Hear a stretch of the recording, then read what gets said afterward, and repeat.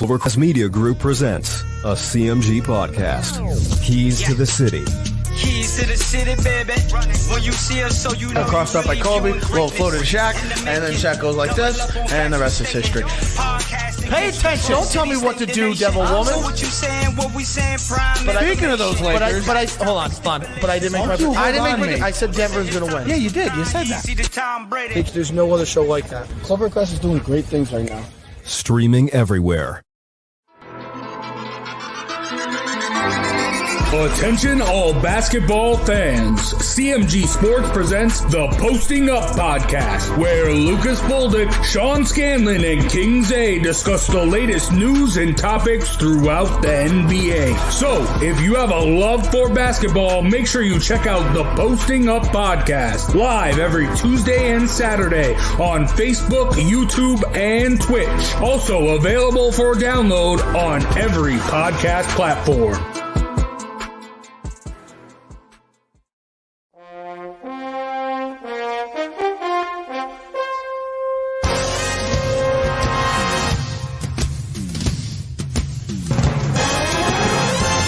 The Giants are running New York like the Times as Danny is dropping all sorts of dimes. Saquon's thighs are ruining defenses' lives and Leonard Williams making opposing QBs feel him. Receivers think it's scary to line up across James Bradbury, and the Giants have a bright future led by Coach Judge, Jury, and Executioner. Tune in to Drawing About the G-Men every Wednesday at 6, live on Facebook, YouTube, and Twitch.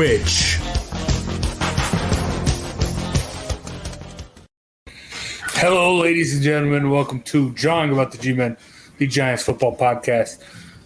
I'm joined by Joe Guire, Sean Scanlon. I'm Big Jace as always. And boy, oh boy, we got another good week. Giants get the dub against the Panthers. The best game of the Giants so far this year. I mean, just dominant defensively.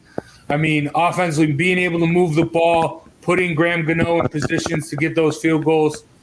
And I think, I mean, I've been harping on Jason Garrett all year, but he has played, I mean, this was one of his best coached games. I mean, you saw the aggressiveness. You saw, I mean, that little trick play with the pass to Daniel Jones, going for it early on 4th and goal, setting up for a safety for the Giants. And then also, I mean, just opening up the playbook, more designated runs for Daniel Jones. I mean, there was also like some more options, speed options with a pitch.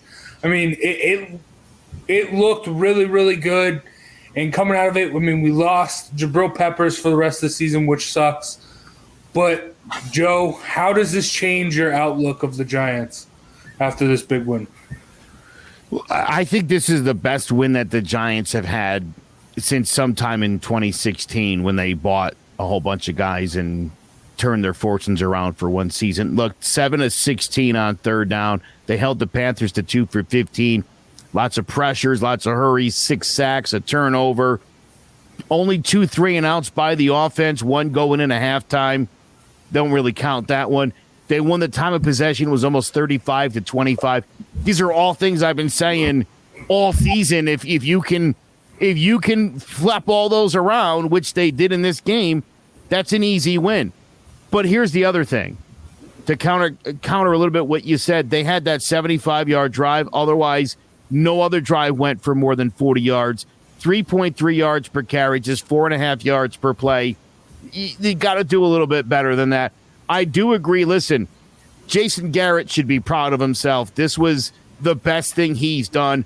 And I don't just mean the reverse. And utilizing Daniel Jones' skill set. I said earlier in the week on Keys to the City, look, this guy is very similar in skill set, maybe not creativity, as Lamar Jackson.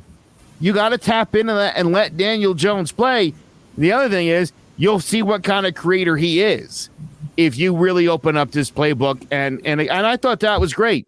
The runs for dude, that's what this guy's good at. Use it. The other thing is, look, this defense was great. Obviously, the loss of Peppers. You add that to Martinez, and again, these guys are playing for their lives, doing the best they can. do have to also factor in the fact that Sam Darnold looked like garbage, and that's been about a 4-week straight thing there. So that certainly helped. I love Azeez Ojulari. This guy is every single week, man, just getting better. 2.5 sacks, 4 quarterback hits. I was so satisfied with this win. I think if the Giants could play like this all season and just score another touchdown or two, they could be in any game. Whether they can pull them off remains to be seen, but this is the kind of performance you're looking for, and this is something I think, Sean, that this team could really build off of. Definitely. I mean, this was definitely the best, all-around team win. You get it from all 3 phases. Like you said, Graham Gano wins Special Teams Player of the Week, and the defense really showed up. They get an interception, James Bradbury with the pick off Sam Darnold. The pressure was amazing all day. They got pressures from different places. Jabril Peppers came in with a sack. You mentioned Azeez Ojulari, who, in the first 3 games, he had 3 sacks, kind of quiet the last couple of weeks, but I think this is his big breakout game where he could really build on this. 5.5 sacks through 7 games is on pace, to close to 12 or 13 sacks in his rookie season, which would be tremendous. Leonard Williams had a really good game, not just, in the passing game, but also or pass rushing, but in the run game as well. So, this is the defense that we expected coming into this year, complementary football with the secondary playing well, them getting some pass rush finally, which is nice to see. So, if they can continue to build off this, obviously you guys mentioned Jabril Peppers being out, kind of hurts, but I think that, they have good pieces there, obviously with Ojulari. Xavier McKinney's been playing really well. The guys that we paid a lot of money to, with Bradbury, Williams, and Adoree Jackson, they've had a rough start to the season, but they're finally starting to come into their own. So if this defense can play as well as they did this week, then I think it's definitely something that they could build upon, and I think that they could start to win some games. In the offense, you got a point? Your guy, Dexter Lawrence, he takes a lot of heat for being a first-round pick. I thought this was one of his best games, too. He was all over the place. I thought he played great, too. He's one of those, in the meme about all the Gettleman's mistakes, they mentioned getting a nose tackle in round 1. They don't say who it was, and then they don't account for him playing the way he's been playing, especially in this game. And then on to that point, they also say drafting a running back second. Don't say it's Saquon. You know what I mean? Like, it matters who it was. Yeah. It's hard to fault a guy for picking a generational talent at 2, no matter what position it is. Let's be honest. Yeah. Dexter Lawrence did play well, but the only reason I didn't bring him up is because he's had an upsetting season too so far this season. But he did play well against the Panthers. I'll definitely give him that. And then offensive side of the ball, I get what you're saying that you want them to score more points, but also, Daniel Jones really didn't have anyone to work with. He's out his top 3 receivers. He's out Saquon. Andrew Thomas is out. So, for what they did against the Panthers defense, obviously, the Panthers have been struggling lately, but I don't think it's entirely because of that defense. I think it's because Sam Darnold has kind of, come back to earth a little bit. The Panthers defense is still solid, and they held up good against 2 pass rushers and Brian Burns, Hassan Reddick. They didn't really get much pressure all day. When they did, Daniel Jones stepped up in the pocket and found, plays downfield. So Daniel Jones, I thought he did a tremendous job for what he's working with. Obviously, it's not his best game of the season, but I think for the circumstances that he was working with, it's definitely one of his best. So a great win to hopefully, stack some more wins upon. Obviously, we have a tough matchup with the Chiefs, but the Chiefs haven't been the same old Chiefs this year. And Patrick Mahomes obviously turning the ball over a lot, and they have one of the worst defenses in the NFL. So you never know. Yeah, I agree, Tony. Daniel Jones really was out there with a bunch of JV. Nice profile picture there, Tony. Yeah, I love it. But so coming up against the Chiefs, obviously they're not the same Chiefs right now, but it's still a huge matchup. So hopefully we can get some guys back on offense. And hey, you never know with these Giants. Let's be honest. If you're the Giants, can you pick a better time to play the Chiefs? Yeah. Yeah, definitely great timing. Yeah. Yeah. But we were so down on them. Then they get this big win. And now we're getting a little high, but Lucas has a question. Being honest, 6-7. But what does it do for us? 6-11, we get a hot low teens or high teens pick. But we need more than that. And honestly, I kind of agree with you, Lucas, but if the Giants are competitive in every game, like I said last week, the two blowouts were against Super Bowl contenders.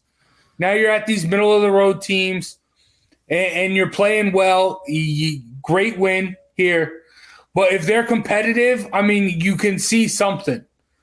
I mean, if they're finding ways to lose every week and you can see how bad it is, that's something different. But if they're competing in every game like they have been with the middle-of-the-road teams, I'm okay because it's a rebuild. You got to realize that. Like I said last week, like Trevor said last week, we can't keep going back to step one over and over again just because we don't have the patience to go through a full rebuild. Yeah, listen, this team is on its way, and there's no one to tank for. The top 3 picks in last year's drafts are terrible right now and have done nothing. So, let's not pretend here, right? I mean, if you're drafting for need and you're the Giants and you're looking for somebody solid on the offensive line, definitely a pass rusher of some sort, you don't have to pick at number 4 or 5 to find that guy. So I think draft-wise, the Giants are going to be fine. There's not really somebody to tank for. So I would love to see the Giants. Because Kayvon Thibodeau would be the name, but I mean I don't see the Lions winning a game, and I probably don't see the Jaguars winning another game. So I think we're already 2 wins is not a lot at all, but I think we're already out of the sweepstakes for Thibodeau. And I agree with you. Other than that, there's nobody really at the top of the list that you would want to take for. Yeah, not to mention, listen, if by season's end or say a Bryce Young leaves, again, there's going to be teams at the tippity top of this draft that are going to be focused on getting a quarterback. It happens every year. Yeah, guys fall. Pass rushers tend to fall. I'm not worried about next year's draft. I'm really, and I think if you're a Giants fan, I think the thing that you want to see is consistency, and you want to see if this team can compete, and you want to see if this team can give you what you got this past week. And again, it was, like you said, Sean, all 3 phases were great. Everything I've been complaining about all year, the third down conversion, stopping the other guy on third down, getting turnovers, rushing the quarterback, all things that they notched this week. Time of possession's been a huge, huge problem. Again, without a Saquon, without Tony, without Galladay, without a lot of guys, they had a plus 10 on the Panthers. As you said, Sean, with a pretty good defense. So, I mean, it's not like, I know the Panthers offense has been struggling, but I don't know. I feel good about this win, and I'm sure if Isaiah was here, he would say the Giants are going to reel off like 8 in a row. And, we would all laugh at him. And he could almost be right. I mean, I do think that, and again, I see it in the comments, if this team got healthy, if this team could ever field the healthiest roster it has, this team would win more games than it would lose. And I think they'd be able to hang with just about anybody. It's easier to say that because it hasn't happened. And this is another example of the banged up Giants playing great. I mean, that's just what it is. But I think as far as Daniel Jones is concerned, I don't know who's still not on board with this guy. I find it almost offensive that this guy gets mocked and laughed at, makes a nice catch. That's a big joke, goes off on a big run, trips up, ends up scoring a touchdown on the drive anyway. If you're not paying attention, if you don't understand why they call him Danny Dimes, you're really missing out on one of the fine young quarterbacks in the NFL. And again, I think when you look at the struggles of Lawrence and Lance and Fields and Wilson and all those young guys that are not Mac Jones, I think it just goes to show, we talked a lot about Daniel Jones needing to make a leap. He's leapt. And if this team around him can give him what he needs, Daniel Jones can take this team, I think, to great heights. Yeah, and I mean, They're last year. You can tell when things changed. After that, the offensive line incident, and then they started running the ball more. Like I came on the show and I said they were going to win 4 of their last 8. They rattled off 4 in a row and ended up 6-10. And I have that same feeling now. Like I feel like this Giants team has changed. I mean, it was evident that I don't know if it was Joe Judge and Jason Garrett coaching for their job, but everything just seemed different with this win. And I mean, they got it. I mean, you talked about it going on all cylinders. And my prediction for the Giants is they will beat either the Chiefs this week or the Tampa Bay Bucks. One of those two defending, coming off the Super Bowl. I think they will beat one of those two in the next couple weeks, because I have that feeling like the Giants, this is where everything starts clicking. And we talked a lot in the early, Zay did especially, about how this team getting the chemistry going without the preseason. And it seems like things are starting to click right now. And even with you got all these guys on the injury report, and then once they start getting in, like, you can see how things are getting good. But top 5 QB, Joe. Let's talk about this for a minute. Well, he's asking me. I'd love to hear all your opinions on this. I don't know that listen, does this guy have the chance to get top 5? Could he be in the same breath as a Mahomes? With guys like Lamar? Again, I think he's got Lamar's skill set. I don't think he's quite as creative on his feet, but I do think he's a better passer and got a better arm than Lamar. I think his skill set is very similar to Josh Allen's. I think if you got this guy's, and look, again, I think Josh Allen could be better. That running game is still a joke in Buffalo. It's unbelievable how bad those two guys are. Those two guys combined to be one bad running back. If that was one guy, you would have cut him already. The fact that it's 2, it's unbelievable. I mean, my God. If they could get that going, I think Josh Allen would be an even better player. But, yeah, I think when you're talking about because here's the thing, top 5, you have to consider that 3 of those spots are Brady, Rodgers, Mahomes. And so there's not a lot of room in the top 5. Russell Wilson, too. Right? I mean, so getting in the top 5 now, if in a year or two Brady's gone and Rodgers, who knows where he's heading a couple of years out. Yeah, Jeopardy. I do think that there's no again, if Daniel Jones has Saquon and Kadarius Toney and a healthy offensive line, and Blake Martinez and Jabril Peppers leading that defense, if you had a healthy Giants team, what would that team look like? And what would that mean, and what would that look like for Daniel Jones? I think that we all here have seen enough of Daniel Jones doing Daniel Jones things to think if he's not going to be top 5, more than a serviceable New York Giants kind of quarterback. Yeah. Phil Simms was never a top 5 quarterback. And maybe Eli Manning was never a top 5 quarterback, but you got the job done. Playing in New Jersey is a different animal than playing anywhere else in this country. And I think it takes a special kind of guy to play here, and I do think he's one of them. You hit the nail on the head. He's not. I don't even think he's ever going to be a top 5 quarterback, because he doesn't ever have to be. That's not Giants football. Everyone, all the Daniel Jones haters, they want him to turn into that top 5. They want him to be a Josh Allen. They want him to be a Patrick Mahomes.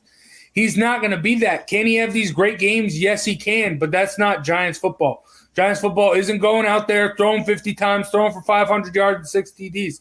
That's never going to happen, and it never will. But he does have a skill set. He doesn't tremendously excel at one thing. He's very good at a lot of things. And that's what the Giants need. That's what any franchise that wants a quarterback, that's what you want in your guy. So, I mean, enough of the whole Daniel Jones slander and could we go if we lose the rest of our game? Should we get a QB? No, it's you got to commit. I think you got to commit to Daniel Jones because while I don't think he'll ever be at that top 5 level, he still does everything at least better than the average quarterback. But Sean, how do you see can Daniel Jones break the top 5? I would say no to top 5 just because I mean those are like the elite of the elite quarterbacks in this league. I mean it's tough to get into that top 5, but I do think Daniel Jones could sneak into that top 10 category. I think that he's crept even closer. I don't think he's there yet, but I think he's crept closer and closer. Just to start the season, he's been doing tremendous. He's turning the ball over a lot less. They're utilizing his legs more. He's one of the best deep ball throwers in the league, and he hasn't been playing without his top weapons pretty much all season. So I think that, he really has taken the lead this year. I think that he's definitely a top half of the league quarterback, which would put him top 16. I think he's pretty darn close to top 10 right now. So I think while his career progresses, while he gets these guys back, I think he could definitely become a top 10 quarterback in this league.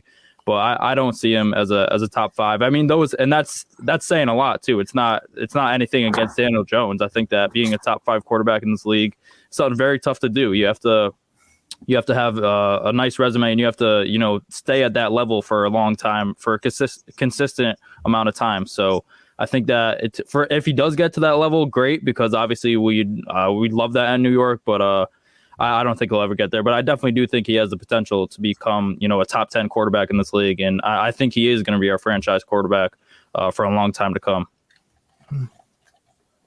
All right, Zay, what you think?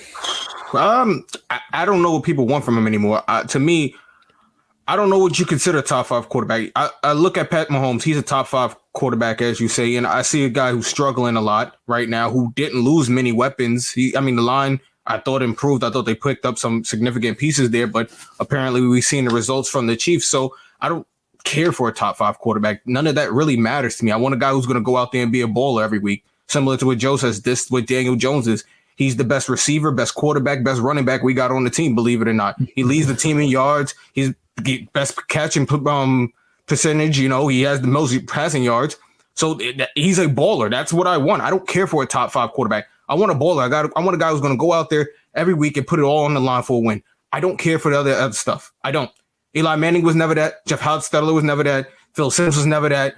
Kerry Collins wasn't even that, and he's got us at least to a Super Bowl. So we don't need that. I want a guy who's going to go out there, put it on the line every week, and put his team in position to win. That's really what I want. I don't care for all the other stuff.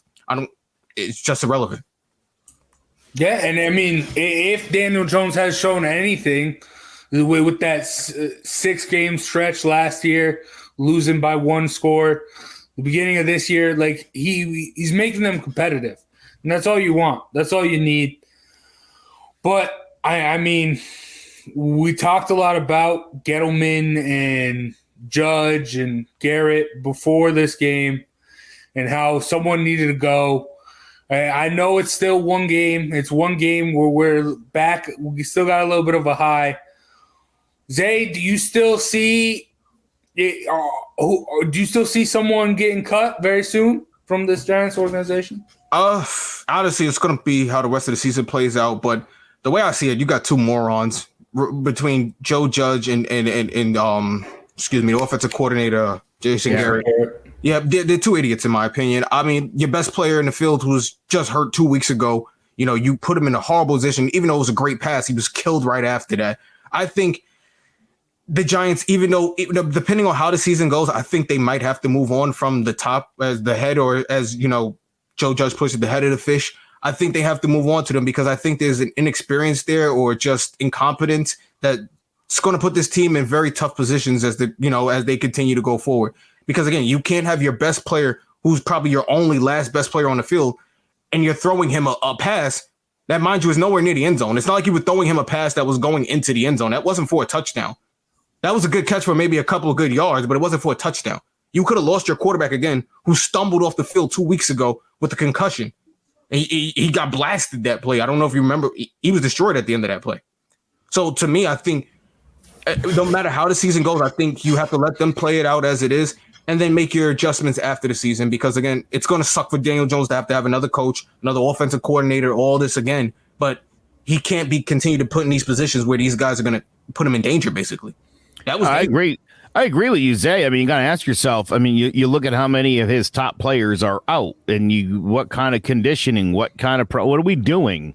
Why is everybody so banged up there? What is happening? You know, this is all on this guy's watch. I definitely, it's Trevor Keys with the 7-15-1 Bill Parcells, but Bill Parcells got Lawrence Taylor right after that, and that certainly would change your fortunes in a hurry. You get one of the greatest players in the history of the sport, you're going to look like a genius in 1 year's time. That's not coming for Joe Judge. And again, I agree with Zay. I mean, I don't think the Giants are going to get rid of Joe Judge. I do think David Gettleman, if this thing doesn't completely get turned around by year's end, and again, it's probably going to end like in a 6-11 season, but you're still looking for progress.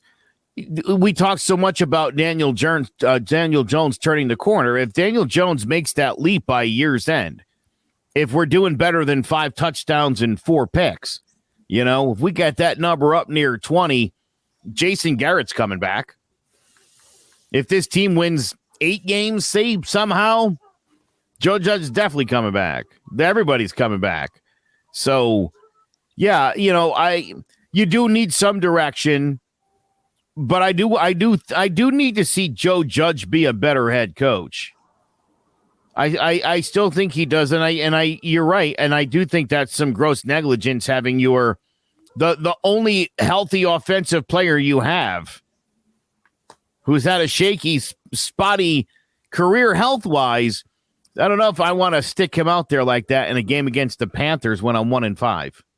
And to that, the Chiefs. Actually, Pat Mahomes actually was taken out. He had a concussion situation, and the Chiefs took him out of the game for precautionary reasons. They was completely out of the game. The Giants a week ago were getting blown out, and Daniel Jones is still in the game in the fourth quarter. I can't understand it for the life of me. Yeah. These are the things that I'm talking about. He has to make better decisions as a head coach, or he can't continue to coach this team. By the way, I got a little pushback for a comment I made to you guys on Sunday in regards to Pat Mahomes. I suggested that what was actually hurt was Pat Mahomes' feelings. Somebody thought that was kind of a mean thing to say, and I said, well, let's see if he plays Monday night. Apparently, he got right through that concussion protocol. It wasn't even a concussion. Yeah, it wasn't. He was playing like garbage. And they decided to get him out of there before he embarrassed himself anymore. That's what actually happened. Here's a news flash for everybody. If you like football, and I've liked football for 46 years, sometimes guys, sometimes not due to their own fault. Sometimes it's a bad offensive line. It's a lousy defense. It's a running game that just hasn't gotten going. Sometimes you have a bad year. Sometimes a good team in the middle of a dynasty kind of run has an off year. That's what's happening to Pat Mahomes and the Chiefs. It's not going to suddenly turn around. You know why? Because their defense is awful. It's terrible. And it's not going to win games against any high-quality opponents. So they might tease the playoffs. They might get it turned around against teams like the Giants. But this is a very flawed team. And we still, like Pat Mahomes is not Superman. It's a really, really good quarterback.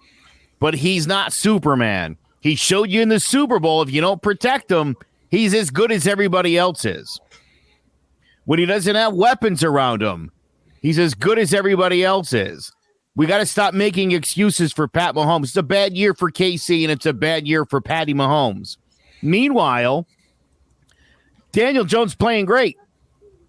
And he doesn't get enough credit for the fact that he's throwing to, as Tony Agresti said earlier, a JV offensive line and backup receivers. Got to give the guy credit. I mean, like you say, he's a baller. And that's what you want in a Giants quarterback. That's what Jeff Hostetler and Kerry Collins and Phil Simms were. They were gamers. Those guys played when they were beat up, banged up. Jeff Hostetler, long before anybody else, Jeff Hostetler used to go line up on the wing sometimes. Sometimes he would come in and play receiver for a down or two. It was, I mean, the Giants did some things back in the day. That's the kind of guy we want on our team. You're right. He doesn't have to be top 5. He just to be number 1 in New York. Yeah. And despite what anyone else says, I think we found it in Daniel Jones. But we're talking about Patrick Mahomes. Let's get into it. Monday Night Football at KC. Chiefs obviously been struggling. But, Joe, can the Giants pull off the upset on the road? Got to be a perfect game. It's got to be the same thing. The only way the Giants do it is if they convert on third down, if they stop Pat Mahomes on third down, if they can rush and get pressure on Pat Mahomes. And that offensive line is shaky enough that I like to think that Ojulari and Williams and Lawrence are going to get some pressure on this guy, stop that run, maybe get a turnover. And most importantly, when you get out there, you got to move the football. They did a great job. Like I said, 2 3-and-outs last week. One was the one just before the half. They took a knee to end that drive. So really 1 3-and-out in the game. That's the kind of performance you need every week. And that's the kind of quarterback Daniel Jones is. Utilize this guy on some runs to get some cheap, easy first downs. Go forward on fourth down. You got nothing to lose at 2-5 in Kansas City. I mean, basically the Chiefs are up against the ropes. This isn't a time this is a time to just take your best punches.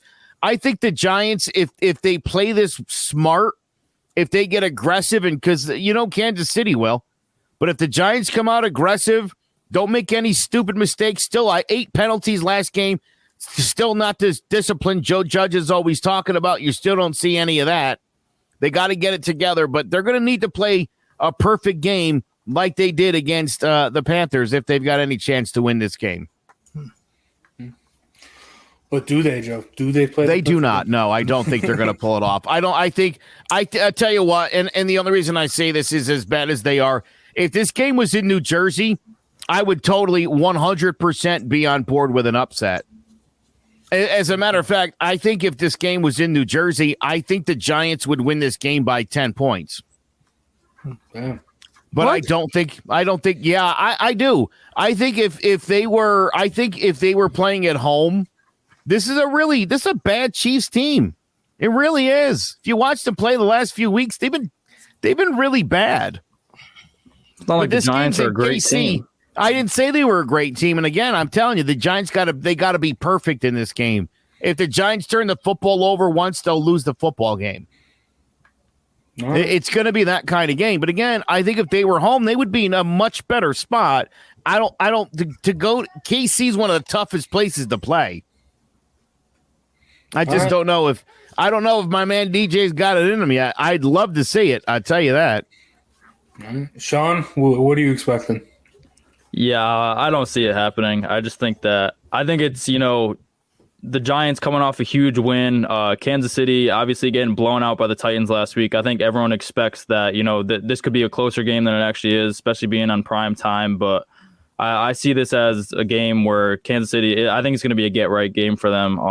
I think that a lot of Giants fans probably see this as a game that we can go in and upset them, but I don't know. This defense hasn't showed us that it could play that well up until last week against a Panthers offense run by Sam Darnold. And while Patrick Mahomes has been turning the ball over a lot, I just think that they're going to carve us up. And I don't think it's going to be a blowout. I think that we're going to keep it close. In usual Giants way, I think we'll keep it close till the third quarter, and then the Chiefs will pull away late. But I don't see it happening. I think that we could put up some points against this defense, especially if we get, anyone on our offense back. Anyone would be nice at this point, better than Dante Pettis and Dolphin Flipper Hands, as he likes to call him, Evan Ingram. If we can get Kadarius Toney or Kenny Galladay, even Saquon, if we can get any one of them back, I think it would be huge. But I don't see it happening. And, for the Giants, I feel like Michael Corleone in Godfather 3, where he's, right when I think I'm out, they pull me back in. But and then they have a moment like this where, they think they could have a good upset against a team that we didn't expect to be this bad so far. But I think this is a get-right game for the Chiefs, and I think the Chiefs pull away. Sean, I gave you the caveat you could have thrown out there that if the game was at home, they could definitely win. You could win over all the fans by just saying that. Like, they're definitely not going to win in KC. Maybe if they were in Jersey, but nah. I mean, that's like, I get what you're saying, home field advantage, but the Giants haven't been good at MetLife the past 3 years. And Daniel Jones, he plays better on the road than he does at home. His numbers are better, much better on the road. So that's why I think the offense could play mostly in Washington, though.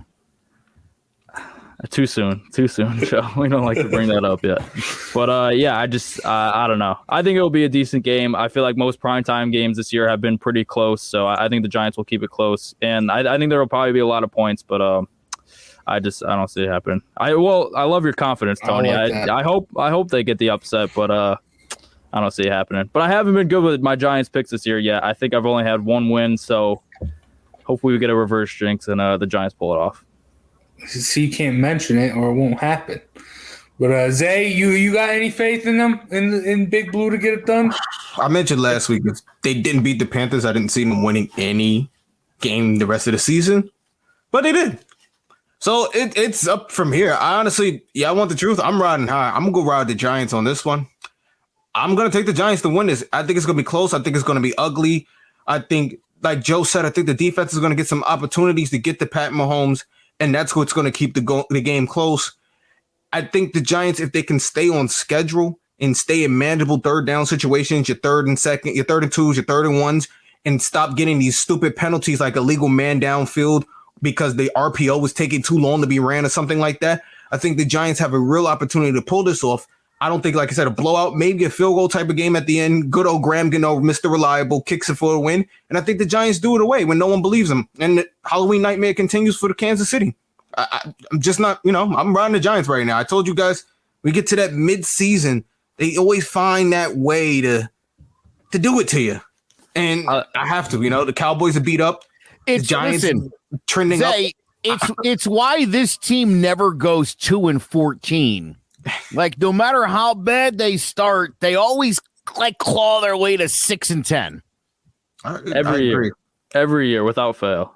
It sucks because 6-10 is awful, but yeah, like this if it's gonna happen, you got to figure it's got to start happening soon. And as I said earlier, look, Jace, I just think this is if you could pick a time in the Kansas City Chiefs history in the Mahomes era to play this team, you're like that day, right there, Monday night, Halloween in KC. I'll take it. That's why I don't feel good about it, though, because it's like the perfect scenario is lining up for the Giants against the Chiefs, and I feel like it's all for us to get our hopes up and then just to all come. Yeah, but I think you're looking at it from a very from the wrong lens, dude. Imagine if you're in Kansas City right now, right? You're like beside yourself because the Royals suck. Like there's nothing good going on out there, right? Just a lot of flatlands. All of a sudden, the Chiefs, and you're like, Halloween night. We'll go out. We'll trick or treat. We'll get home at like 7:00. We'll go turn the game on, and the Chiefs will win. And I think, like Zay said, it'll be like a nightmare scenario for the people of Kansas City because they think the Giants suck, and they think that Daniel Jones is a bum.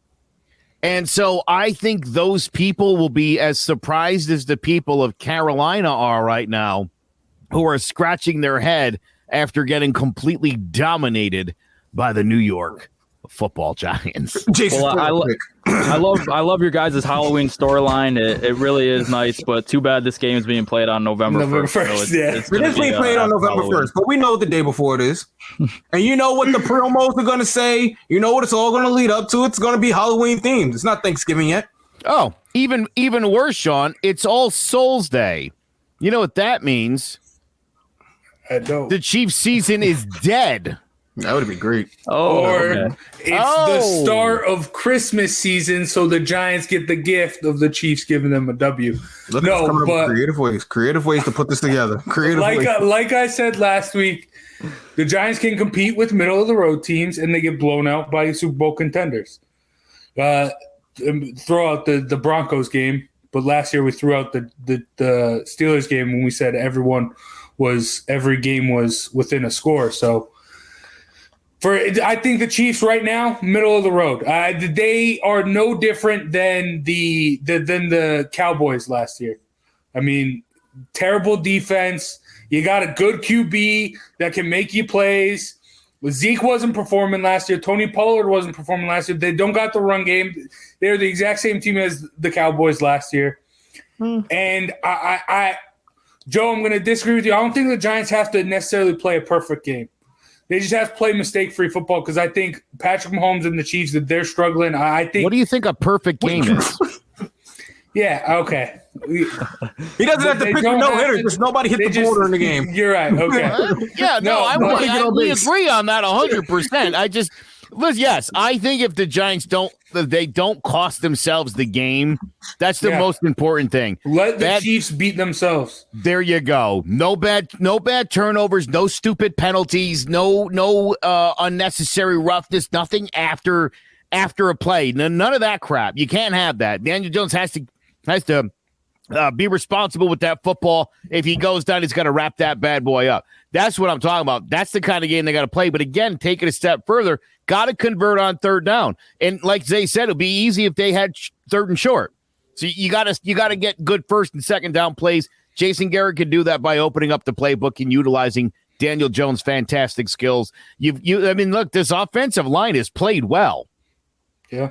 All things considered, especially when it comes to the pass rush. The run offense has been a problem. But again, you're talking about a really bad defense.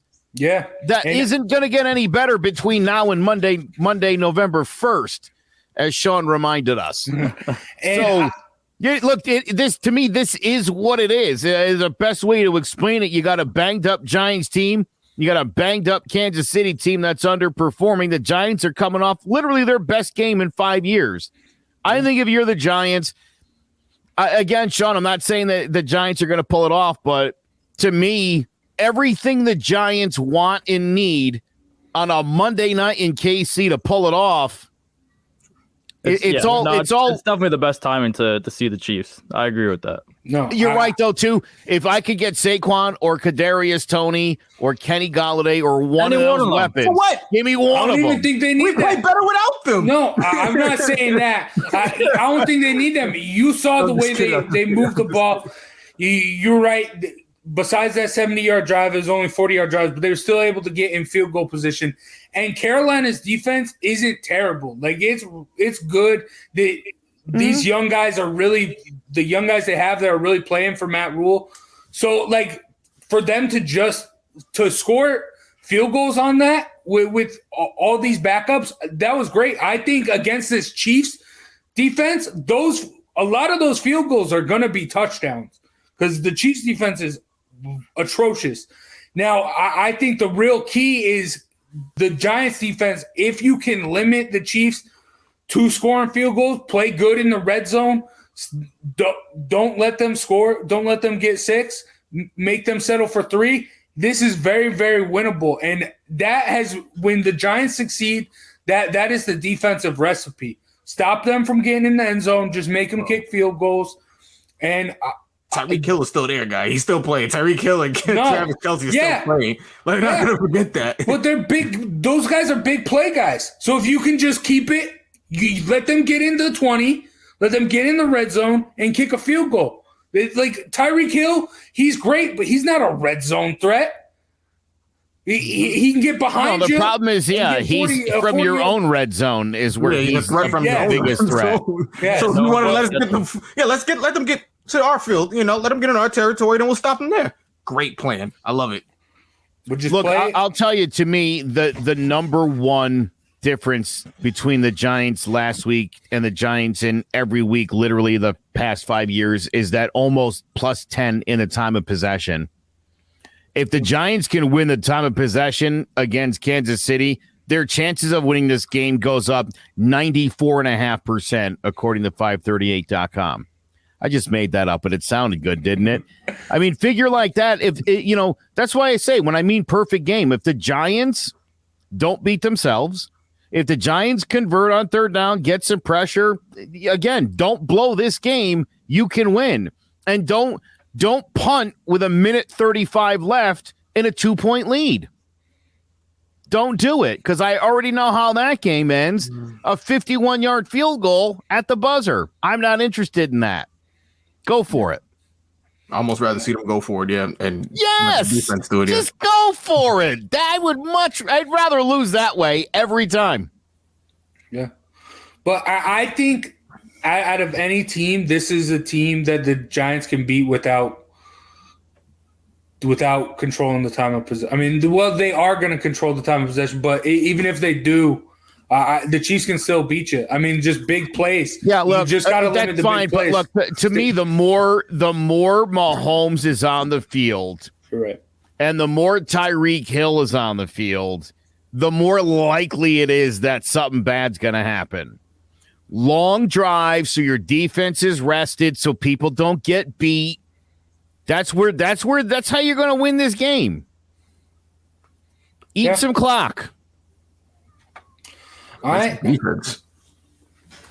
Yeah, well, we'll see. It should be fun.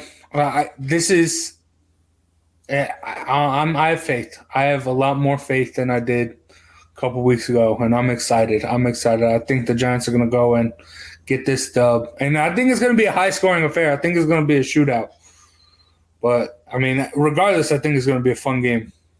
Giants don't want to get into a shootout. I don't think they can win a shootout. They don't have weapons to win a shootout. They're averaging 19.9 points per game. I don't want to get in a shootout with anybody.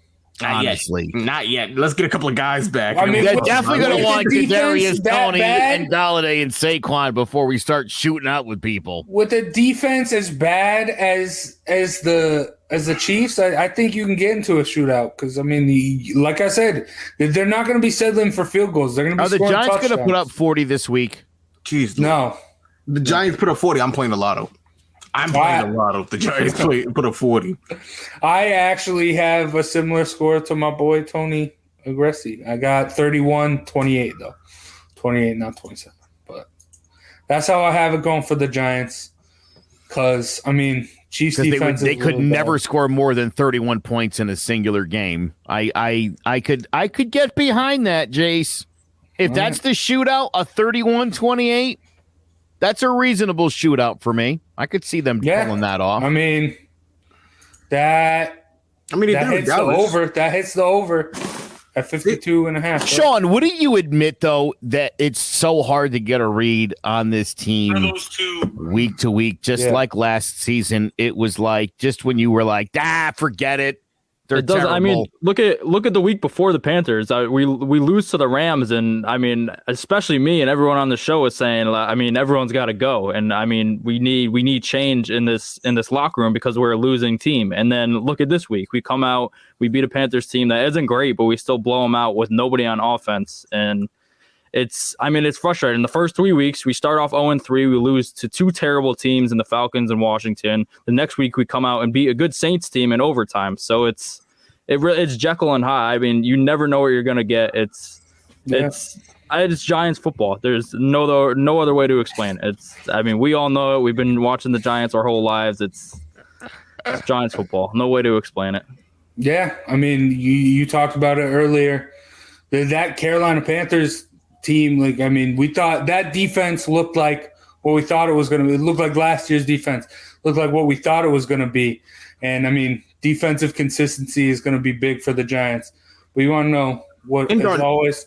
No, I was going to say, Darnold's defense, losing Christian McCaffrey could make anybody look bad in the league. You know, he's that dynamic of a player. So there's that portion of it, too. Yeah. His numbers with McCaffrey and without McCaffrey have been crazy. Terrible. Yeah, I was going to say there is a direct correlation between McCaffrey with Darnold and no Darnold. Yeah, Darnold with big. That's very different teams when that happens. They started off 3-0 with McCaffrey, and then ever since he's been hurt, they've lost the last four. So that definitely is a huge part of his. Yeah. Again, you couldn't ask for the Panthers at a better time.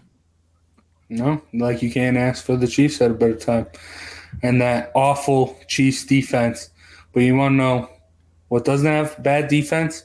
Mosquito shield against mosquitoes. It's been a pretty wet summer in Connecticut, and that means more mosquitoes than ever. If you didn't have your home service for mosquito control and find you're spending most of your time outside flooding those little pests, you are in luck. Mosquito Shield of Central Connecticut provides the best value in mosquito control services because of how they treat your yard using the Mosquito Shield tailored treatment system. They don't use a fixed schedule or an identical product, one-size-fits-all service program, because you can't control mosquitoes on a set number of sprays or visits.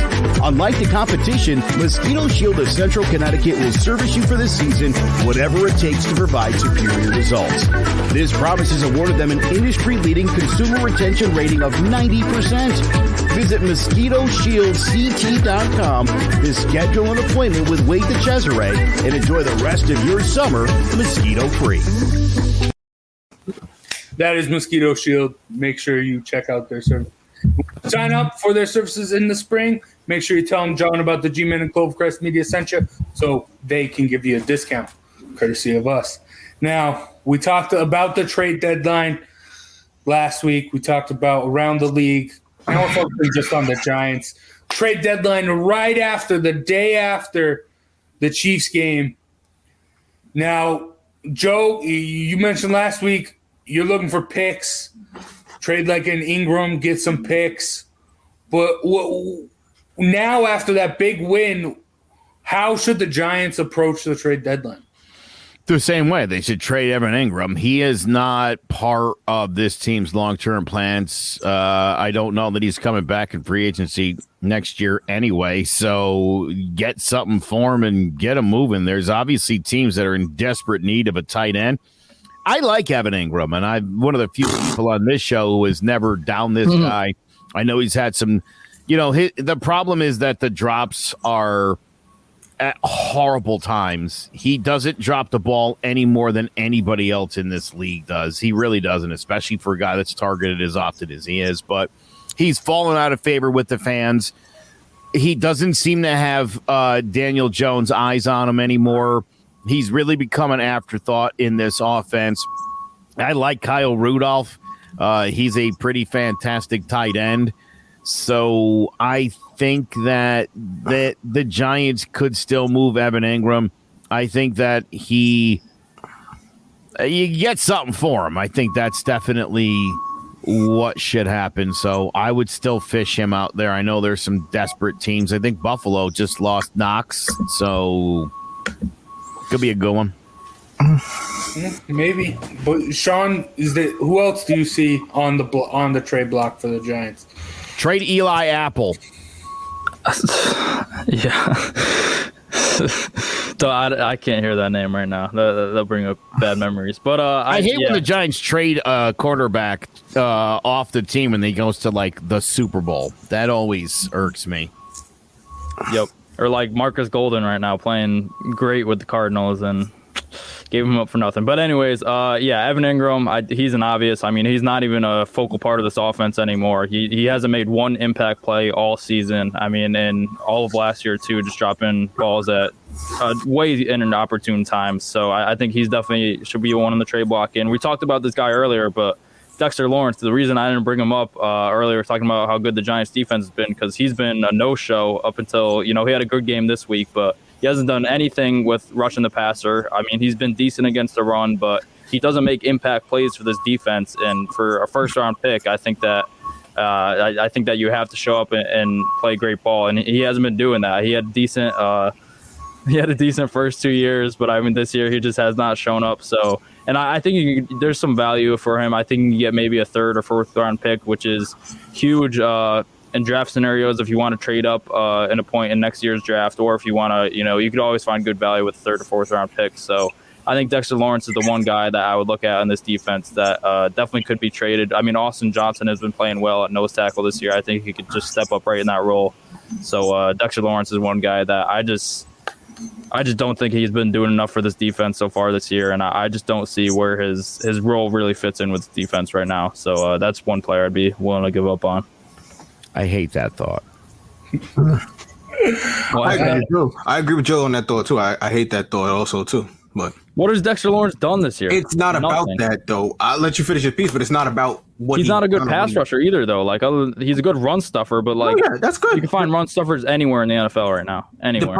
The problem is the Giants continue to find good run stuffers and they continue to get rid of them, like Snacks Harris, like BJ Dalvin Hill, Tomlinson. like Dalvin Linval Tomlinson, like these players. Jonathan Hankins, all of them. Oh, yes, they continue to do that. And I agree. I think right now you have to hold on to a guy like that because you don't have anybody else right now that you can plug in there and start other than Leonard Williams. Who else are we putting in there? Austin Johnson has been playing. He's been much playing better than okay, Dexter but Lawrence this year. He's not what he's not consistent. He's not been a long term. This is something new. He's had a better year than Dexter Lawrence. But yeah, and like you said, if we just yes, he has. And if we just give up on guys like this in free agency, then what's the point of just letting him walk in free agency when you can get something for him, especially when he still has another year in his contract after this year?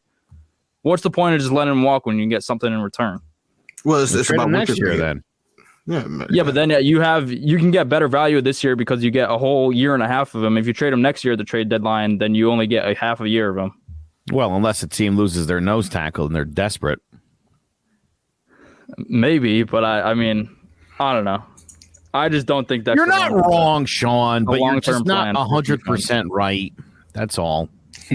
You make. I mean, listen. If you're going to trade, if you're going to trade somebody, Sean, it's got to be somebody who's got value. And there's very few guys to me that are available, but from the Giants that have value. There's one guy. Who? There's one guy. He's on my list. We know this already, but I'm ready to get rid of Shepard. I've been telling you I'm ready to trade Sterling Shepard. Now, I made the mistake last week. I said top 5 receiver. The time of signing, he was top 5 slot receiver. That's what ESPN. I went back and watched the video. It was top 5 slot receiver or something like that at the time of the signing. He needs to go. I think you could package him, Evan Ingram. You have a first-round pick from Chicago that's probably going to get you somewhere good. Or he needs to go. I honestly do think so. I think Sterling Shepard is, like you said, he's getting paid way too much to be not productive. I don't need a guy who's going to get in there and give me 8 catches for 97 yards. I need a guy who's going to be a game changer. I need a guy who's going to be able to score touchdowns when I need a touchdown desperately. I don't need, anybody can get a first down. Tony can do that now. I can have Daniel Jones run for a first down now. I need someone who's going to change the game in a different way, and he just doesn't do that for me. But do I think he could fit on another team and help out another team? I'm sure he can. He's a great slot receiver. He runs great routes. He has great hands. He can be of value to another team. He just doesn't fit the Giants, similar to Evan Ingram no more. They just don't. And like I said, he's the last guy from the boat trip, so I'm ready to get rid of all the bad karma. But that's neither here nor there. It's hard to have 10 catches and 100 yards in a game and not be impactful, and he finds a way to do that from time to time, which is, I don't know. I'm with you there a little bit, Zay. He's never been one of my faves. And honestly, I do see him being dealt next week. I could see it happening. He can't stay healthy. I just wonder, it seems like when he's in the lineup, I mean, I almost called him Eli, but Daniel Jones really does seem to look for him. He does seem very comfortable and in rhythm with him. But, I mean, in the grand scheme of things, I want him to spend more time with Galladay and Tony anyway. So, I think Ross has been playing pretty well, too. I'd like to see him be a little more in the lineup. Darius Slayton is starting to stink. I'm really starting to really sour on this guy. Yeah, I mean, there's so many wide receivers. Someone's got to go. Someone at least has to be on the block. With all these injuries, Shepard definitely makes the most sense. I mean, you get rid of Peppers also. I think obviously he's hurt. That's going to be a little different to get rid of him. But obviously you get rid of Peppers. Julian Love also is another person who's falling off. And obviously huge. I'm a Notre Dame fan. I'm a huge Julian Love guy, but it's just not the guy he was the last year and the year before for us. He just hasn't had an impact defensively.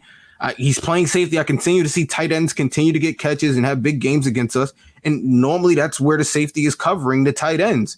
And he's been, like I said, Jabril Peppers hasn't been relegated to the sidelines. Julian Love was getting more play, but the Giants defense has continued to get exposed over and over week after week. It's not just him, but again, I need him to pick up his play. So I don't expect him to be a captain. He needs to pick up his play. It's not Speaking of captains, I mean, I think Logan Ryan, I love this guy, and I hope the Giants keep him around. They signed him to a 1-year deal and then to a 3-year deal before this year, which was a great move because this guy's a super impact player. But I would listen to offers on Logan Ryan if somebody were to blow me away because, I mean, to me, that guy is I think he's the best guy in the Giants defense right now. I really do. He's the leader of the defense for sure. You could, I mean, especially when Martinez up. He does it. I mean, and I'm sure there's guys that have stats, that might be better than what he's doing. But I mean, he is the heart and soul of that defense. He always seems to be in the mix when a big play happens, when there's a turnover. I mean, he's such an impact guy. I'm sure there's got to be teams that would love somebody like that. And if this season is going to be what it's going to be, and you can get some real value for Logan Ryan. I mean, again, I hate to say it, but I take some phone calls on him. Oh, so you think we're selling? I don't think the Giants front office is in the mindset of selling. I don't think they're in the mindset of selling. I think they're in the mindset of they should listen to offers on pieces that are expendable for the future. I think you do have to consider that. I think if they win on Sunday, the Giants will look to make pieces to continue to go after the division. Because you got to think about it. That wouldn't shock me with these idiots. Sean, of course you make they will. the face, but at the thing is, 3 and 5 in second place, especially if it's sole possession in second place, you have to think we got a shot. It's the NFC East. You have to think that. Look at this is where we were sitting almost last year, where the Giants were leading and the Redskins were right there, and it was anybody's thing. So if the Giants could find a way to pull off 2 more wins, and the Cowboys, like I said, they have an issue with Dak. We don't know what's going on with that arm. But what would it get? What would it do for the Giants? He's playing this week, John. He's playing this week, but he's saying they said he had shoulder soreness or something like that, or something like that the week before. If he starts to underperform, the Giants can find a way to pull themselves back in. Let's say the Giants do. Let's say the Giants make the postseason. Can the Giants compete with Green Bay, Arizona, the Packers? Is it a one and done, and then you have the 21st pick in the draft? Is that what we're doing? Again, I think if you get to the playoffs, it becomes anybody's situation. It's just like the Redskins could have knocked off Tampa Bay, who eventually won the Super Bowl last year. I think it's anybody's game at that point. It always has been. It's always been like that for the Giants, especially. We know the Giants who've come in as wild cards, barely making the playoffs, and then run through everybody. Obviously, this is not the same scenario. It's not the same team. But again, anything can happen with this team. We've seen it before, and that's why I'm just not ready to assume that if the Giants were to win on Monday, they would be in the mindset of bringing in some talent to help them get that division, whether it's offensive line, whether it's on the defensive side of the ball. If they're making trades and they win on Monday, it'll be towards getting the division.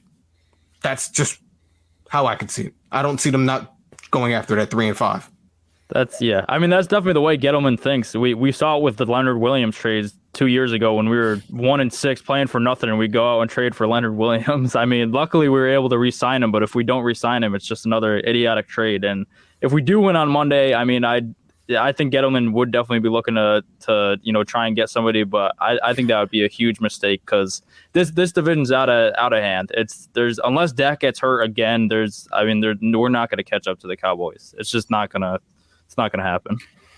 Yeah, I agree with that. I think it's the Giants, if anything, sell. I don't think sell for draft stock.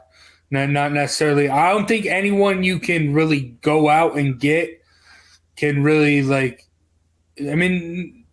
there isn't necessarily that many linemen or offensive linemen or edge rushers on the trade block that the Giants, I think, can realistically go and get. But, I mean, you brought up Gettleman. Teddy Keys brought this up on Keys to the City. A lot of people are down on Gettleman, and Gettleman might not have a job after this season. So it's weird to have him doing trades for you, not fully knowing how long he's going to be there. So, last chance to save his job. I mean, you got to give him this last chance. I mean, what do you want him to do at this point? I mean, like you said, if you get rid of them now, you get rid of Gettleman now, it's going to set a bad tone in locker room. Eventually, people are going to assume the coach will be next to go, offensive coordinator. Then players will, you can lose the locker room at that point. So I think you kind of got to move forward with you're going with and allow him to make these decisions. If you assume that Gettleman's going, you have to assume that Judge is going to be going right after that, and Jason Garrett most likely, because those are guys he appointed. So to get rid of him mid-season, if I'm in the locker room, I'm assuming, well, what am I playing for Judge for? He'll be going soon too. Like, what am I doing? I think that you make the Giants situation more complicated when you get rid of Gettleman right now as opposed to getting rid of him at the end of the season. Allow him to make his moves, whatever he's going to do, and that'll be it for him.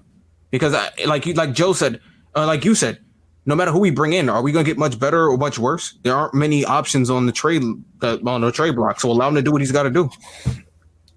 I don't think he's not going to get rid of a Galladay on us. And if he gets rid of a Saquon Barkley, do we really lose in that?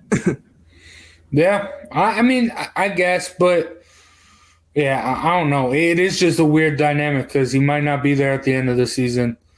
But Zay, you gave a lot of names on who should be traded. Who are your untouchables, though?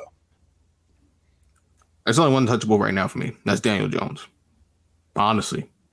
He's the only person I can see every week consistently doing what he has to do. Obviously, he's missed games on he hasn't been the Eli guy that we need, but that's crazy thing to think that you'll ever get a quarterback who will never miss a start his whole entire career unless you force him to sit. That's crazy talk to think that way, especially in a sport like NFL. So for me, Daniel Jones is the only untouchable. He's the only person that's proven to me that he actually wants to go out there every week and get it done.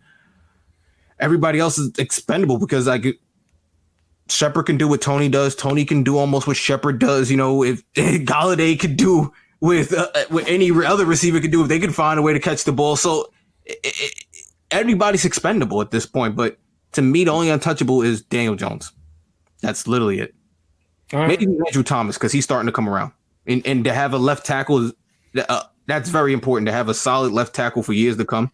That's super important, especially for him and the quarterback to have that connection. So those two are probably untouchables, but everybody else can go. All right. You agree with that, Sean? I agree that it's a short list. I would agree with Daniel Jones and Andrew Thomas. Your franchise quarterback and left tackle, you want to keep them there for a long time. And then the only other three names I'd put in there is Kadarius Toney. He's shown that he's a dynamic playmaker with the ball in his hand, so I wouldn't want to give him up. And then on the defense side of the ball, Azeez Ojulari, we talked about him earlier, but we haven't had a solid pass rusher since really JPP. So or at least homegrown pass rusher since JPP. So we got to stay with him. And then Xavier McKinney would be my other guy. He's been really good in coverage this year. He's been good, especially in the run as well. So I think that he's a solid safety. I think he's a really good piece for this Giants defense moving forward. So those are the five guys. But I agree that it's definitely not a huge list. That because I think that not everyone is untouchable in this. I think there's a lot of guys that could be dealt. All right. Joe, last week you said that the Giants should trade Saquon Barkley to the Ravens. Is that still your pick for the Giants? Is that still what you think the Giants should do? No, they're so good now. We're going on a run. I don't want them to trade Saquon Barkley. I want them to get good and become a good franchise. And, I still stand by I hated the Odell Beckham trade. When you have a guy that can play football like that, maybe instead of putting up with his crap, maybe they should have been a little tougher with the guy and helped him get his act together because that's big time talent. And to have Saquon Barkley and Odell Beckham on the same field in the same game on the same team would have really been a major advantage for the Giants. Okay, so and what has happened since Odell left? Well, they had to go out and get offensive weapons because they lost one of the absolute best in the NFL.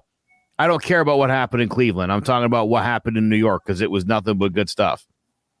Okay, so I want to see this team get it together. I love Saquon Barkley. My son finally wore his Saquon jersey the other day.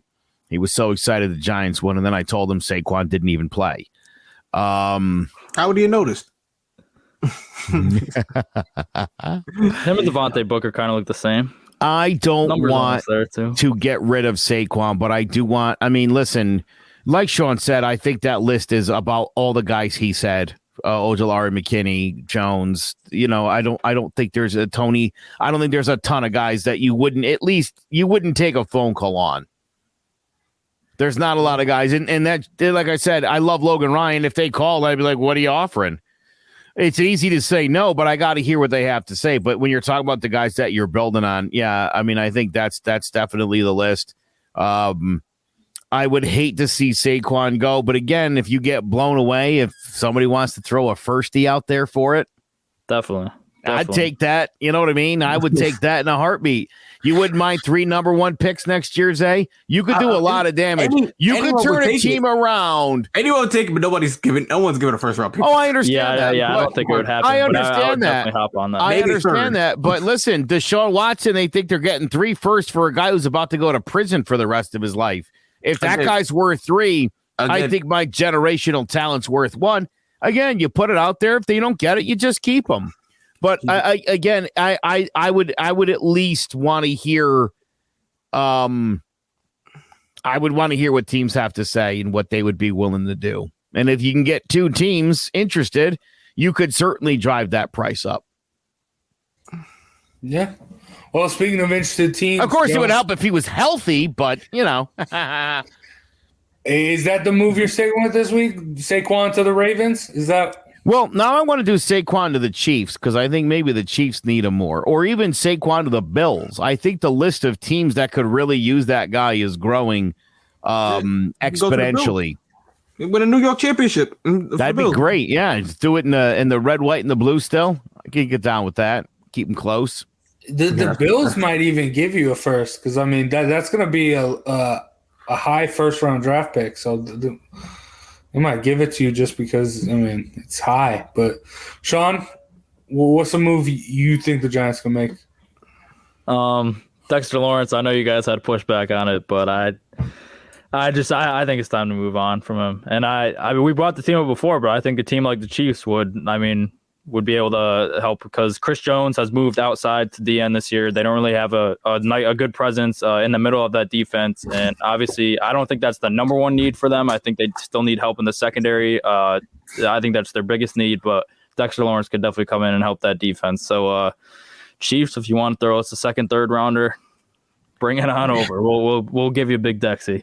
Again, Sean, it's not like I'm not open to hearing what they got to offer. You know what I mean? Like I said, anybody could go. If you got the right price, I definitely want to hear what you got to say.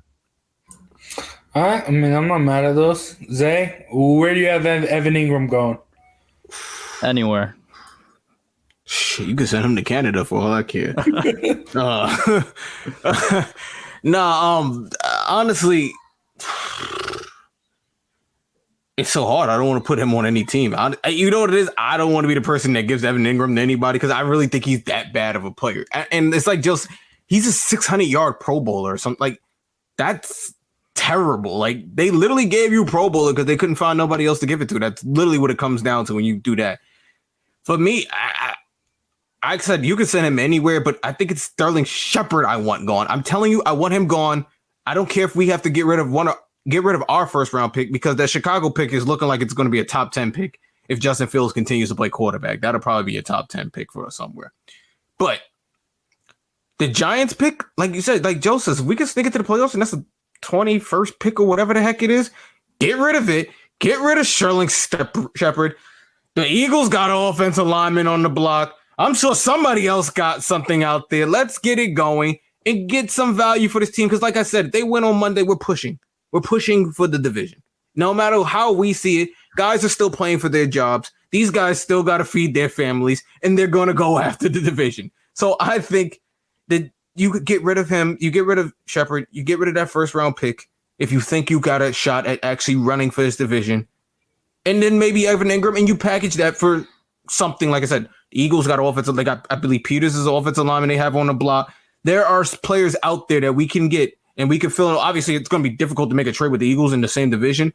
But again, somebody's got to have offensive lineman out there for us or defensive pass rusher. Yannick Ngakoue, is he still out there somewhere? Somebody's got to be there. You know, I think like Joe, you mix that with Ojulari, and you have all those other guys. We could make a run for the division. I'm sorry. So I'm not ready to. You're not wrong, dude. And I tell you what, I could not agree with you more if they win on Monday night, that it will definitely be, let's go for it. Like, all right, here we go. So, yeah, no, I see it. I can't see a big trade package. I'm sorry. I don't see us doing that much. No, and it's football. I mean, we don't trade that much in football. No, I could see them doing that, like, making a push, but like I said, I don't think there's anyone really willing to tango as far as like offensive linemen. Melvin Ingram's on the block. There are guys out there that we could get to put around on defensive, offensive line and make it work. You don't think Saquon's coming back? Rent Marlon Mack. Do something. Because I can't continue to watch Booker at running back. That's terrible. It's really bad. He gets like 4 yards. It is not very inspiring. Yeah, he is not.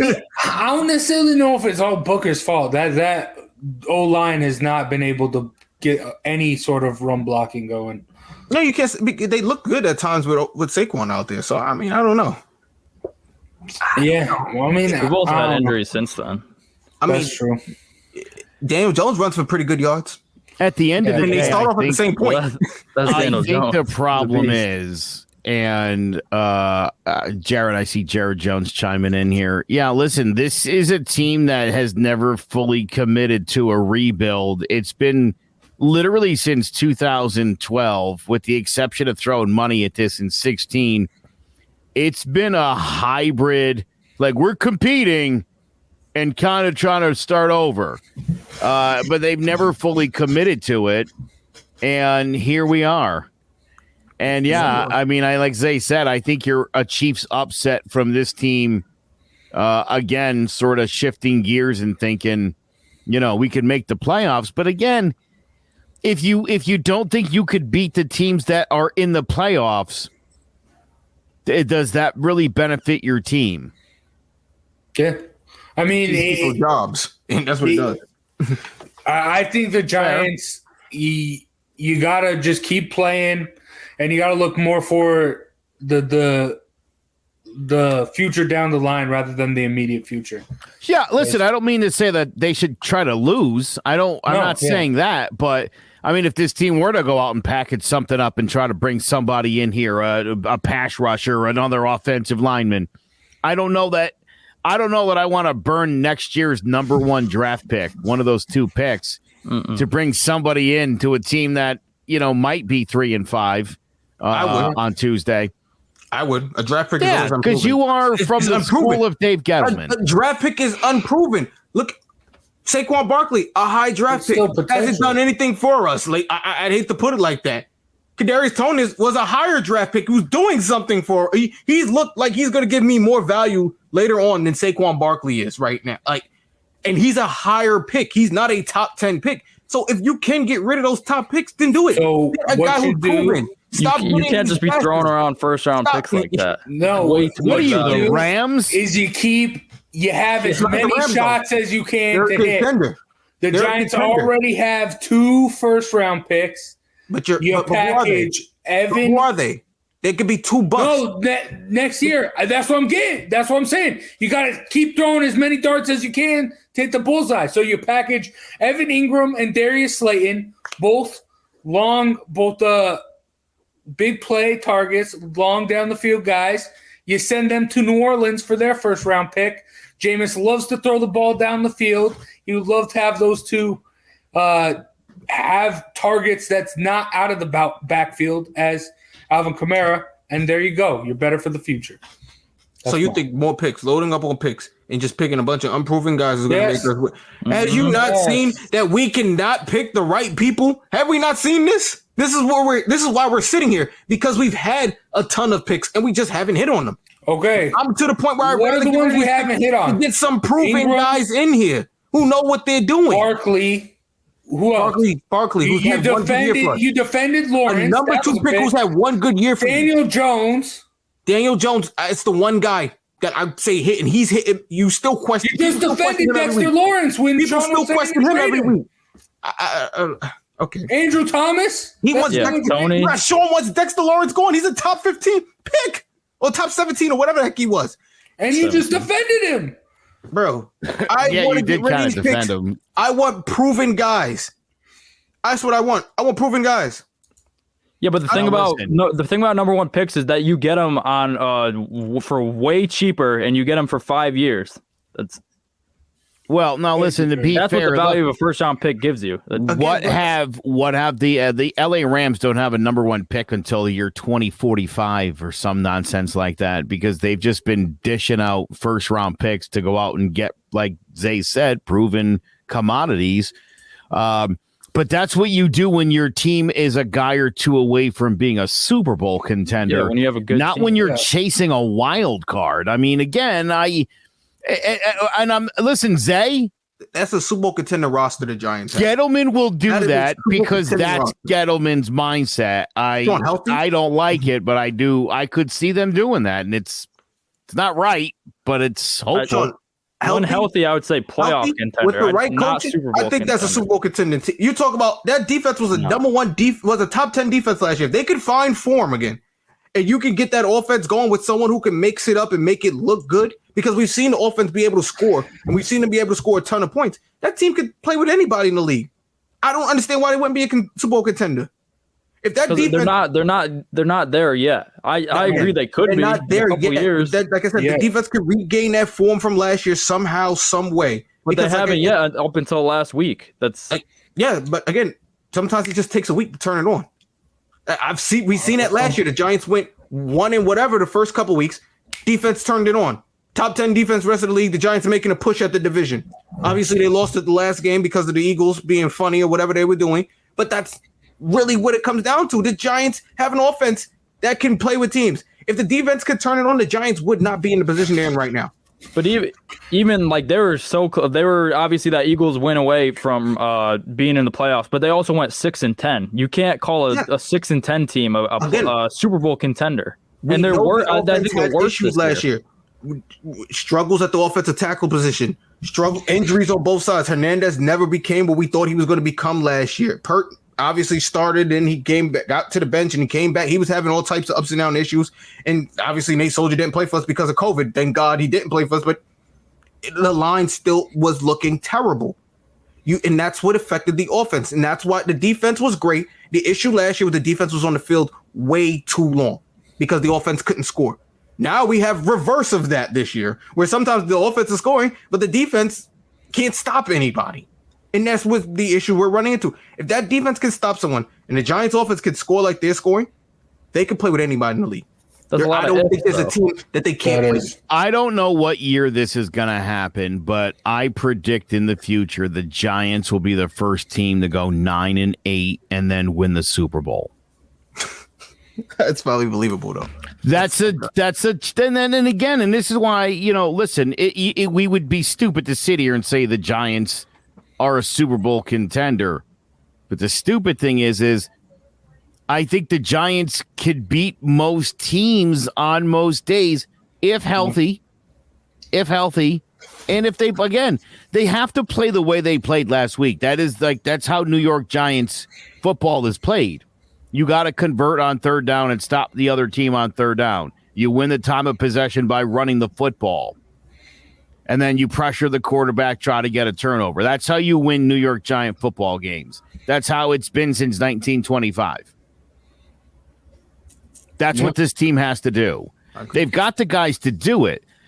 Blake Martinez and Jabril Peppers being out, to me, means the Giants have about a 5% chance of winning the wild card. It's going to be a lot harder to do that with those two studs out of that defensive lineup, probably for the rest of the year, right? Yep.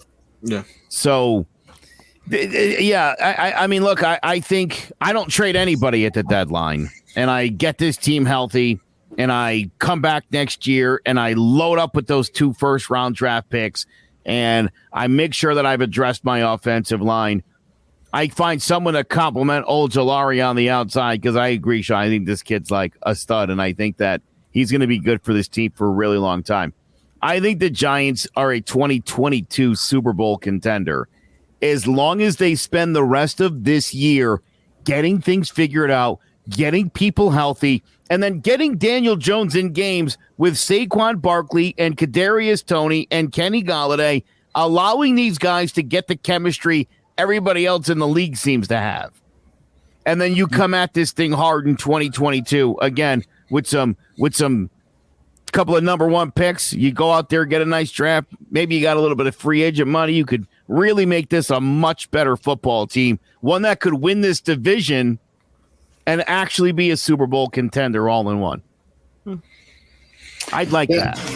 I mean, I need that. Only time will tell. Only time will tell. I mean, we spent an hour and 25 minutes on the Giants. I know we are a Giants football podcast, but we do got to get on to some other stuff, with that being our best bets. And you got to bet responsibly.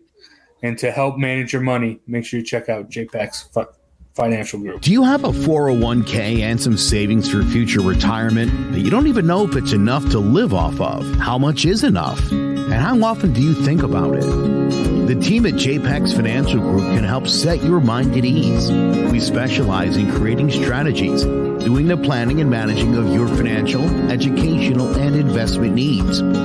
We help clients pursue their investment goals with sound financial strategies. You deserve a personal, tailored plan. Lasting, meaningful, and open relationships are the foundation of our practice.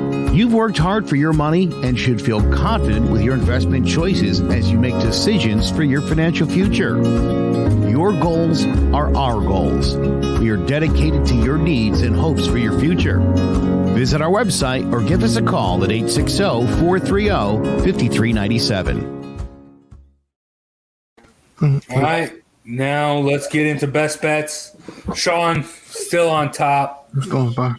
And I mean, it's still really close. Only a two-game lead over Zay. Anything can happen. We're not even halfway through the season. Wait, I got a gripe. What do you got? I'm almost sure Rissa came on and said it was 3.5 for Denver, but all right. What? I think he said it was +3 for Denver. I think he said we had it at 2. I think we had it at +2. He said it was We're at 3. Huh? We're at 3. I mean, we can go back and do that, but we'll figure it out. I like that you're pleading your case. Yeah. I believe he said it was +3. That means I covered. If there's been a wrong, it will be righted. Yes, sir.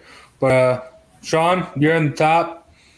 Let's start off with you. You got the Seahawks getting it done against the Jags. Ooh. I do. I think that Geno Smith, I think that he's played pretty well, except for obviously, he gives up that fumble at the end of the Steelers game, and then game before that, the Rams, he has that pick late. But other than that, he's played pretty well. They just haven't been able to finish. And I think 3 points is I think that's more than enough for the Jaguars. I mean, the Jaguars, obviously, they beat the Dolphins, and then they're coming off a bye. But the Dolphins are terrible. I mean, this Jaguars team is still awful. And the Seahawks defense has been playing a lot better as of late, especially the past 2 weeks. So I think if they're able to shut down James Robinson in the run game, I think that they can go out and put up some points. And Geno Smith, like I said, he hasn't been playing that bad. Really, just some games that they weren't able to finish. So I think that they're able to finish off this week, and I could see them winning by a touchdown in this game. So yeah, and look at the record, 5-2. Betting's now legal in Connecticut. So if you're in Connecticut, even if you're not, make sure you punch this one in because you're gonna want to ride with my picks and go make some money. So yeah, Seahawks -3. I like this pick. In his last 7 starts, Geno Smith is 7-0 against the spread. So, but I'd love to hear that. And I mean, the way they shut down Alvin Kamara's run game, Jacksonville really has to get it going with Robinson for them to be successful. And so, yeah, I love this pick. But all right, Joe, you got the big number. Oh, I thought about that too. I thought about that one. See that 4? Yeah, listen, they beat this team 35-0 in Miami in week 2. I don't think 13.5 is too much for the Bills in this one. I think this one's going to be a very similar kind of game. I think this is going to be like a 40-0 kind of game. So yeah, this is a huge point spread for an NFL game. You're going to want to jump all over this. Here comes a revenge game.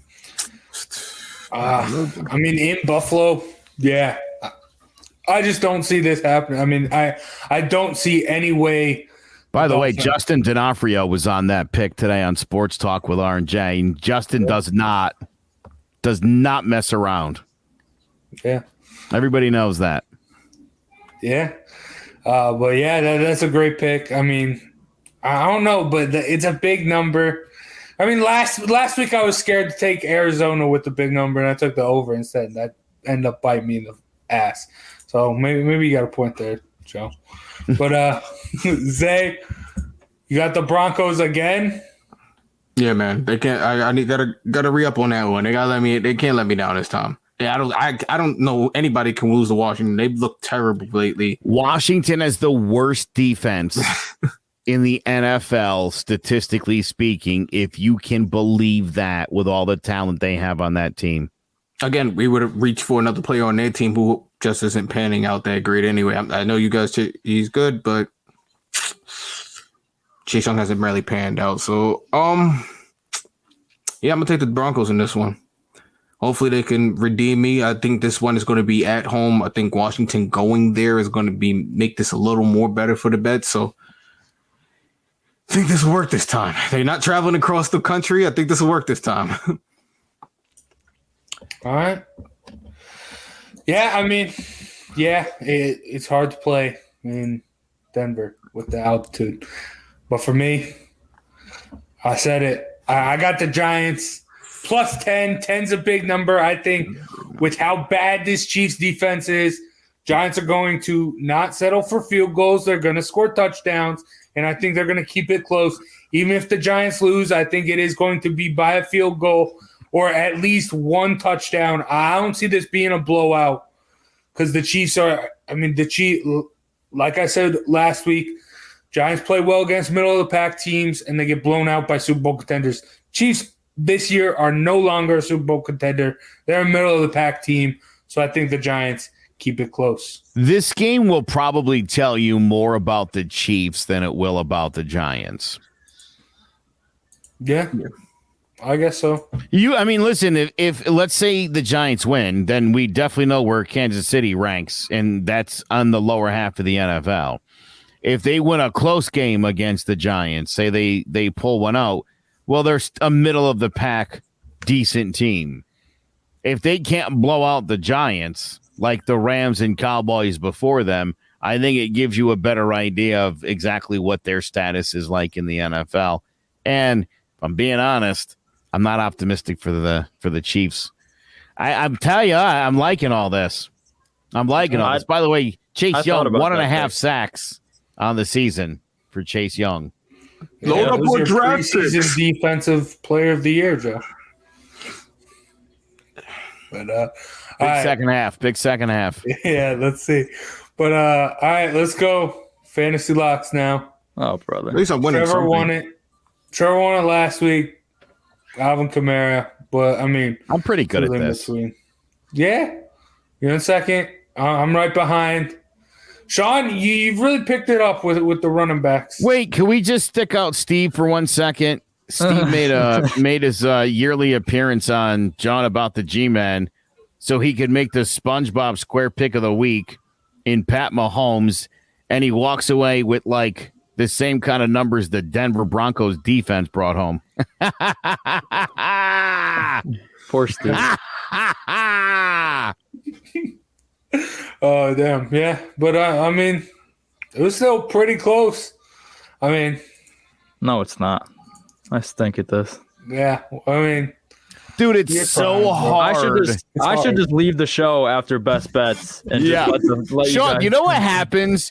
You know what you tend to do is you pick that guy where like it's such a blowout that they pull the guy at halftime, and so like he never, you know what I mean? Like I don't think you're picking poorly. I think like circumstances is really what generally does you in. Looks like the circumstances have been every week. Hey, circumstances. Hey, you've been doing pretty damn well with the running backs. And I'm sticking with my running back strategy. Yeah. So Joe Mixon, he's been having a solid year. Obviously, the Bengals have had a surprise year. I think that the passing game is a huge part of their offense, but Joe Mixon has also been doing really well. The offensive line has been playing a lot better this year, and the Jets' defense against the run has been good this year. So Joe Mixon, I don't say it with a lot of confidence seeing my fantasy score this year, but I'm going to stick with the running back strategies and hopefully inch closer and closer into those standings. So, Joey boy, let's get it done. Dude, not to mention with Mike White starting for the Jets, I assume there's not going to be a lot of sustained drives, which means a lot more Bengals on the field. And you can't have Joe Burrow throw the ball 75 times. There's a good chance Mixon. Dude, Joe Mixon probably gets 25 carries in the game. He's also, I think, 4th on this team in receptions, so he's become a big part of the passing game. I like this Mixon against the Jets. Oh, the only thing that could stop Joe Mixon in this game is the turf at MetLife. Stop everybody. It does eat people up sometimes.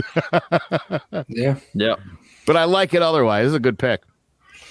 But all right, on to you, Joe. Doubling down on the Bills. Going Josh. Yeah, 375 yards, 4 touchdowns. He'll run for 80 yards and another score. I don't know what more you want. Josh Allen's gonna light up them Dolphins. You done jinxed him. He gonna throw 3 interceptions. He's gonna have a 182 fumble. yards, 3 picks. Yeah, It's gonna be like a Tennessee versus Jets type of game. He's gonna play like Tannehill. It's gonna be terrible. 10 carries, 17 yards. Yeah, I'm sure. I'm sure it'll be that because I picked him. And then next week he'll throw for 500 yards. Watch. Yeah, maybe. I mean, the only way I don't see Josh Allen going off is if it's like snowing and they just have to run the ball. Again, it could be 28-0 at halftime, right? He's thrown a couple of touchdowns. Maybe the defense puts one in. Yeah, they go to Trubisky for the second half. And I'm sitting there screaming at the TV, you bastards!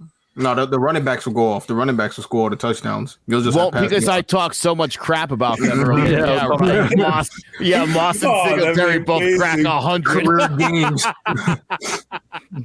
Oh man. Oh. Yeah, that'd be hilarious. That would. Dear football gods, let that happen. I'll tell you to watch that. I'll watch the Bills game.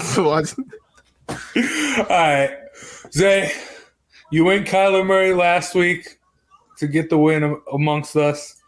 Now you're going as target, DeAndre Hopkins. Yes. Because the Packers will be without 2 weapons in Lazard, and they will be out without Jesus Christ. What is Devontae Adams. Devontae Adams, yes, excuse me. Yeah, Devontae Adams will also be out, so I think the Cardinals will get a ton of offensive opportunities, and I think DeAndre Hopkins will surgically take apart that defense, which is not that great in Green Bay. They really rely on Aaron Rodgers. So for me, I think this will be where I put this fantasy lock thing to rest and start to pull away, guys. Sorry. I like this one a lot, too. I don't know about that. The thing with Kyler Murray is, I mean, in the Cardinals, he's been distributing it so well. Yeah. And it isn't, I mean, DeAndre Hopkins hasn't necessarily had like any real huge games. No one's really done anything. It's coming. I mean, yeah, maybe. But I mean, if it were going to happen, it'd probably be against the Texans, the revenge game and everything. But we'll see. Look, don't think me, man. Short week. I hope it's short turnaround week. Things will be good for them. Don't worry about it, bro. Yeah. Don't jinx me, bro. We'll see. Hey, I'm trying to get back to the top. I mean, I need that dub. I'm gonna get that. I'm gonna get back to the top. Christian Kirk, yeah. I mean, AJ Green too. He's Ron Del Moore. He's been a good pickup. Wait, Sean, what did you think he meant? Captain Kirk? Talking about Kirk Cousins. I was like, what the hell? Yeah. Watch out for Kirk Cousins. He's gonna finally figure it out. I forgot we were talking about the Cardinals for a second. He's gonna light it up against Dallas this week. Kirk Cousins. That's Jared's team too. I was gonna say, what do you? All right. I know Jared's smarter than that. Talking about Kirk Cousins. Yeah, hilarious. Oh my god. Yeah. But all right, to round it off, I got Justin Herbert getting it done at home against the Pats. I don't see any way the Pats defense stops him. Maybe Judon. There's no way the Pats defense is going into LA and stopping Justin Herbert. I got it. You said it backwards, but I know what you meant. Because I was actually going to explain stuff. But no, I mean, the only bright spot on the Patriots defense has been Matthew Judon. And I think with this Chargers O-line, Slater has been great. I think, and even the addition of Lindsey at center, like that's been really big. And I don't see Judon being able to get to Herbert. I think he has all the time in the world, and he just picks apart this porous Patriots defense, and the rest is history. This is an easy 400-yard plus game for them. Let me tell you something, because I'm always on this guy. I'm always on him. I got him on one of my fantasy teams, but I have Justin Herbert. You know how I feel about this guy. He does not play well against good defenses. So this is going to boil down to, this is going to tell us how good or bad that Patriots defense is.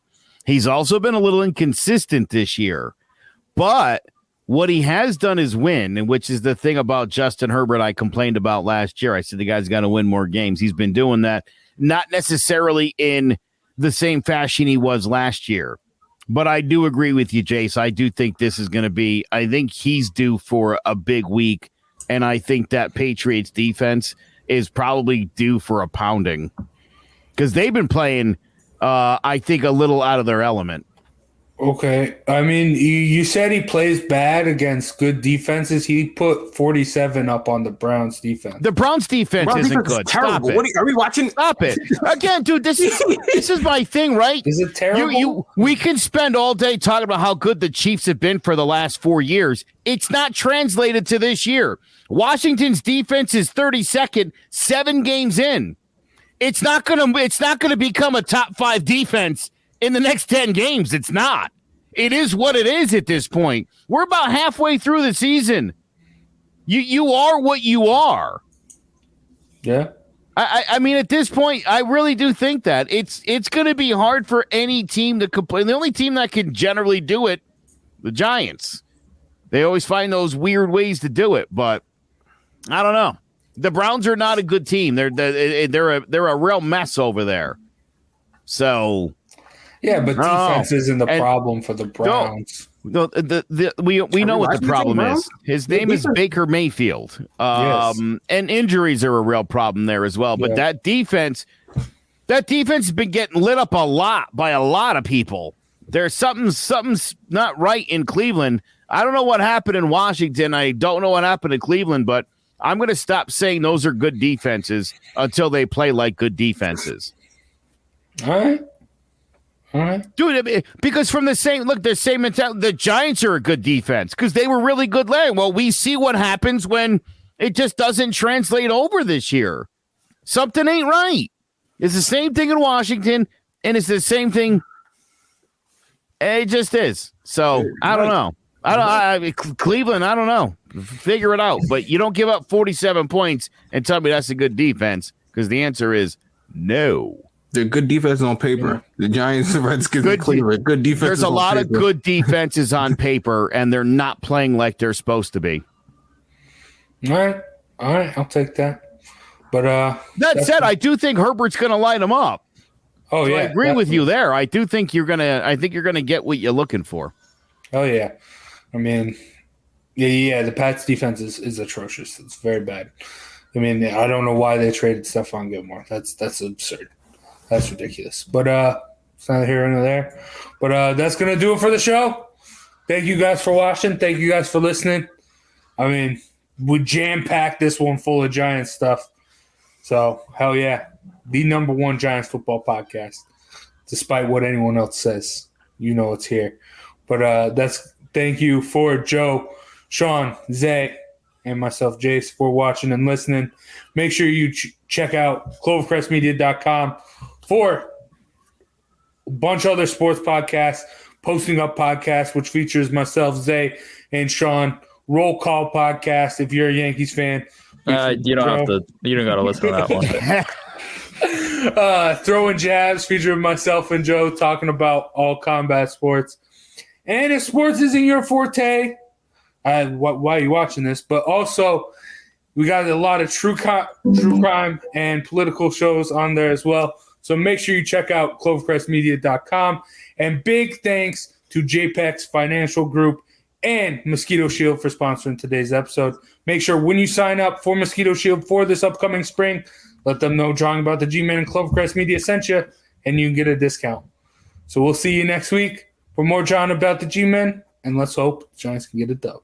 Again, let's go Giants.